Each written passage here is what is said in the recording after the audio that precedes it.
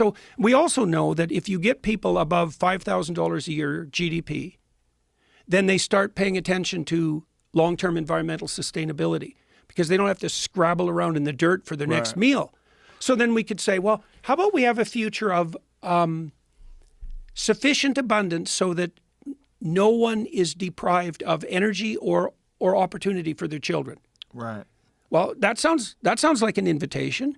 Now, if you hate people and you think the industrial enterprise is a stain on the planet and that we're viruses or cancer on the planet, then you're going to have a problem with that. But my sense, too, is that if we had enough energy, we could make all the deserts bloom.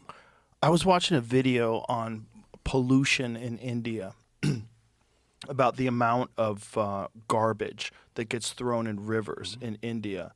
And it was staggering, just staggering to watch that somehow or another because the population is so large and there's so many poor people and there's a lack of hope, whatever it is, they're just throwing their garbage in the rivers.